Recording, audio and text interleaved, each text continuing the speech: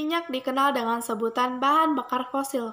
Minyak bumi berasal dari fosil atau sisa-sisa organisme yang berada di lautan. Kemudian tertimbun oleh endapan-endapan yang mengakibatkan penekanan atau kompresi.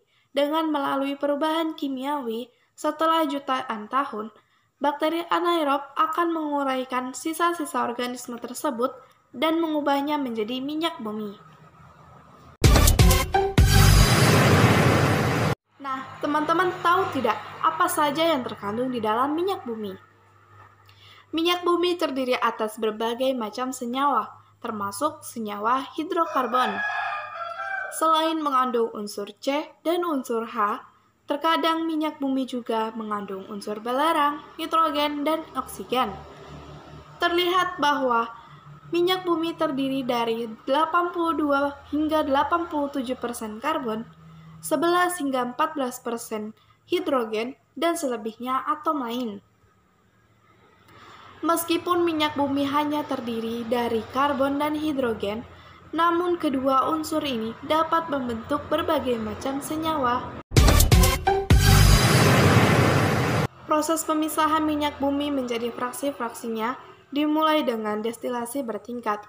Apa itu destilasi bertingkat?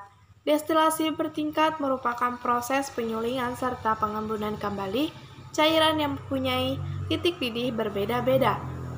Semakin besar molekul hidrokarbonnya, maka semakin tinggi titik didihnya. Begitu juga sebaliknya.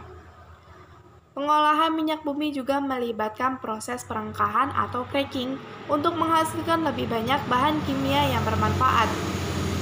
Apa itu cracking? Cracking adalah proses pengubahan minyak bumi titik didih tinggi menjadi titik didih yang lebih sesuai untuk bahan bakar dalam mesin.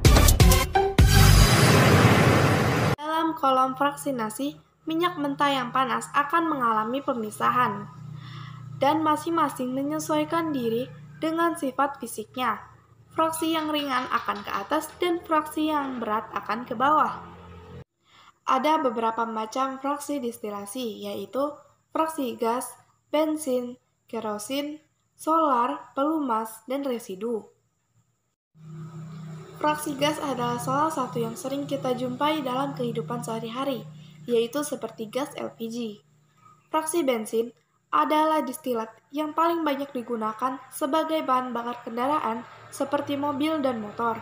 Resin, atau yang biasa dikenal dengan sebutan minyak tanah, diperlukan oleh masyarakat sebagai bahan bakar untuk penerangan dan beberapa mesin tertentu. Fraksi solar banyak diperlukan oleh masyarakat sebagai bahan bakar untuk mesin diesel dan bahan bakar dalam industri tertentu. Fraksi pelumas. Selain digunakan sebagai pelumas, fraksi ini juga digunakan untuk pembuatan semir dan kosmetika. Fraksi residu. Salah satu produk yang terkenal dari fraksi ini adalah aspal yang digunakan untuk pengerasan jalanan dan cat pelindung. Isooktana dinyatakan mempunyai angka oktan 100, sedangkan N-heptana berangka oktan 0. Angka oktan 80 berarti suatu bahan bakar yang bersifat seperti suatu campuran 80% volume isooktana dan 20% volume N-heptana. Bakar berperan penting untuk menggerakkan mesin-mesin kendaraan dan mesin industri. Di sisi lain, pembakaran bahan bakar juga menimbulkan dampak negatif bagi kehidupan manusia dan lingkungan sekitarnya. Lalu, apa sajakah dampak negatif tersebut?